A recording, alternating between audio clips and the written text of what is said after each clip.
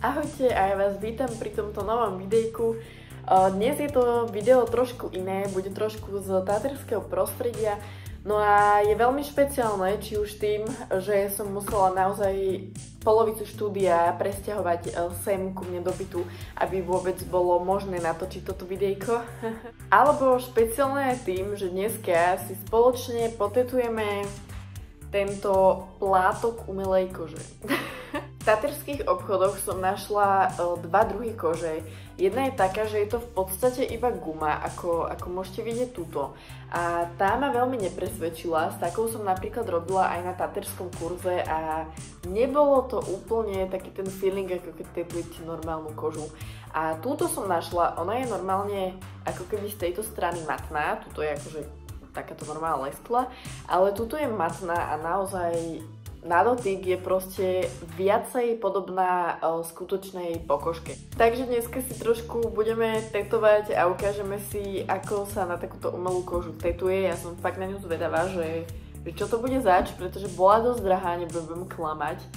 No a ja som si už tu pripravila aj motív, keďže mňa teraz poslednou dobou bavia dosť také portréty v mojom rukopise, tak ja som si pripravila takýto portrétik. Máme tu teda takúto žienku. Úplne som si iba načrtla, chcela by som totiž sa z ňou vyhrať až na tej koži, až s ihlou v ruke. Takže ja si ju pôjdem teraz obtlačiť a dúfam, že sa mi vôjde na tú kožu, akože mala by sa. A spravíme si dneska spolu takýto portrétik, takže ja si to idem obkresliť a pôjdeme na to. Ešte vám idem ukázať, čo vlastne všetko budete potrebovať, aby ste si možno vyskúšali tetovať takúto umelú kožu. Takže v prvom prípade umelú kožu, ktorej textúru môžete vidieť tu. Ona je už aj trošku špinavá, lebo ako je matná, tak sa na ňu všetko chytá. Ale to nám asi vadiť nebude. Potom potrebujeme ihly, samozrejme, na tetovanie. Ja som si pobrala také, že ktoré mám, že buď sa mi nechtiac otvorili, alebo niektoré som zobrala aj nové. Rôzne hrúbky, alebo si chcem poskúšať tieňovanie a podobné veci. Potom samozrejme taterský strojček, ja mám tento od EZ značky. Tuto mám k nemu motorček, káble už mám pekne pichnuté v zástrčke. No, ďalej budeme potrebovať rukavice, akože teoreticky tie potrebovať nebudete, ale chcem mať taký ten feeling, že naozaj tetujem, takže už ti odporúčam si ich dať, pretože podľa mňa sa v rukaviciach ten strojček drží úplne inak, ako keď ho máte iba samotný. Ďalej budeme potrebovať servítky, aby sme farbu vlastne mohli utierať. Potom tuto si ešte musím napustiť vodu, to je zelené mydlo, s tým umývate vlastne tie šmuhy, čo sa vám tu robia počas tetovania. Zobrala som si aj dezinfekciu, ktorá je špinavá od farby, aby sme mali zasa opäť ten feeling, že reálne tetujeme nejakú kožu. Ďalej drievko na vazelinu a práve som došla na to, že som zabudla vazelinu, ale to vôbec nevadí, myslím, že ani ju nejako extra nebude treba na umelú kožu. V každom prípade mali by ste ju použiť pri normálnom tetovaní, ale uvidíme, či nám to pôjde aj... No, viete, čo chcem povedať. Ďalej kalíšok na farbu, kde si vlastne dáte farbu. Ja som si zobrala iba jeden, keďže idem robiť iba s čiernou. A taktiež farbu. Táto farba už bohužiaľ nespĺňa REACH, ja som si dneska objednávala novú. Zatiaľ tento rok ale ešte sa môžu používať farby, ktoré nespĺňajú REACH, keďže veľa taterov má farby nedomíňané a proste musia sa minúť, aby ich nemuseli vyhodiť. Ja som vo vysvetľovaní úplná špička. Ďalej tu máme ceruzku. Máme tu aj psa, Rony. Dobrý. OK, ďalej. Tuto máme pretlačací papier, na ktorý si ja teraz pôjdem obkresliť návrh, ktorý potom si prenesieme sem. No a posledná vec, ktorú tu mám, tak je to tento obtlačací roztok, ktorý nám vlastne z toho papiera prenesie návrh na kožu. Takže let's go, celé vybavenie plus pes a ideme na to. OK, môžeme ísť na to. Ja mám takto nachystaný vlastne obtlačený návrh, ktorý si teraz pôjdeme preniesť na kožu. Takže dáme si rukavice, aby sme teda tetovali hygienicky samozrejme, ale teda ako hovorím pri umelej koži, ak tetujete umelú kožu, tak nemusíte mať až takú hygienu, pretože nejde o naozajstnú kožu, no pri naozajstnej reálnej koži už si treba na tú hygienu dávať väčší pozor. Takže ja si takto pekne vydezinfikujem miesto, kde idem tetovať.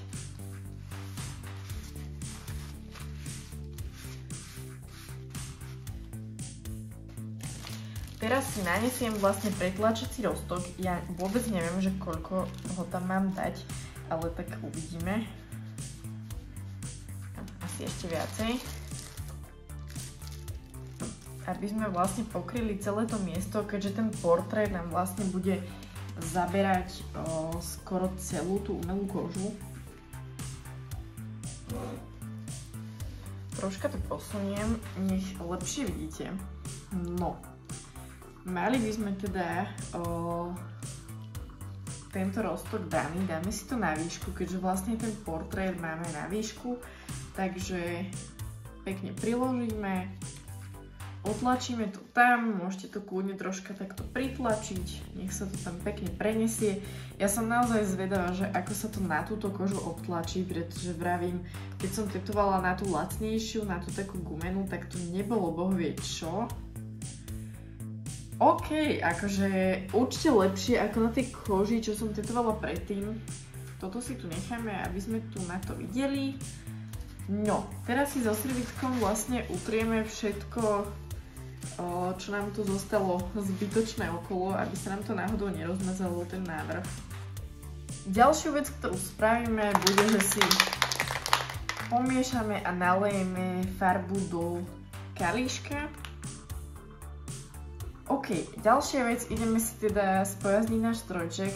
Pod toto, vlastne pod tento obväz sa dáva ešte jednorazová fólia, čo je vlastne taký obal na kábel, aby sme kábel, ktorý sa valil po zemi, nechytali v rukách, ale keďže tetujeme umelú kožu, tak som si tam ten obal vlastne nedávala, takže som si iba toto strojček omotala s obväzom. Moje vysvetľovacie schopnosti sú úplne geniálne. Dobre, vezmeme si najprv najhrubšiu ihlu, s ktorou by som spravila úplne základné outliny, keďže idem to spraviť v takomto mojom štýle. Tu už máme strojček, ktorý si zapneme. Teraz vložíme ihlu. Skontrolujeme si, že či máme dobrú hĺbku pichu. To si nastavím ja túto strojčekom takto, že krútim vlastne strojčekom. No a môžeme ísť na to.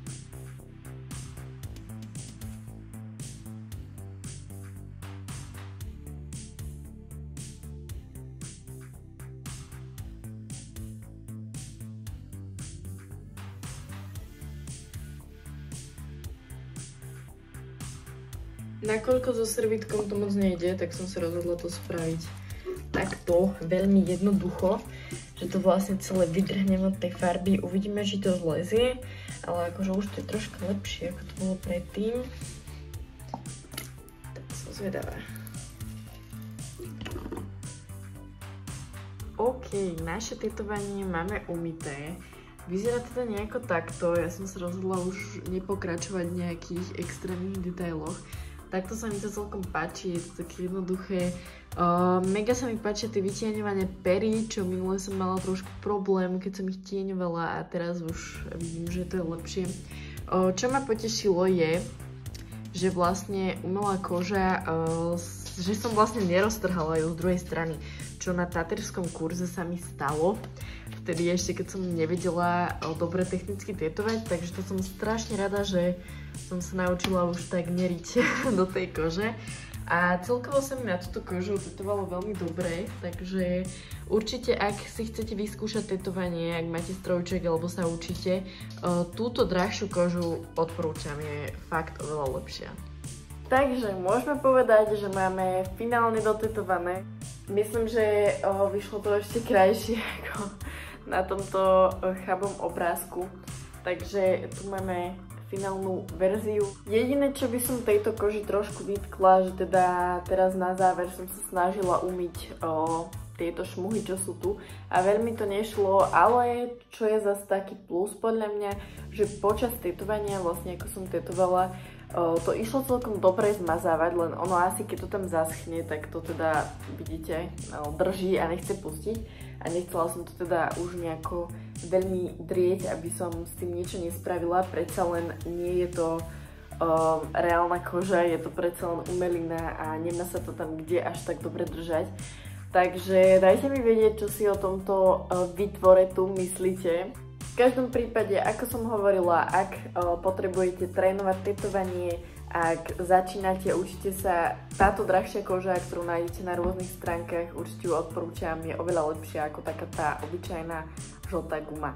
Takže ja veľmi ďakujem, že ste si pozreli toto videjko a dajte mi určite vedieť dolu do komentárov, že či vás bavia takéto videjka z taterského prostredia, či by ste chceli, aby som natočila niečo z taterského prostredia znova. Určite nezabudni dať follow na môj Instagram, aby ti neuniklo nič dôležité. No a my sa vidíme pri nejakom ďalšom videjku. Majte sa krásne a lúčim sa s vami.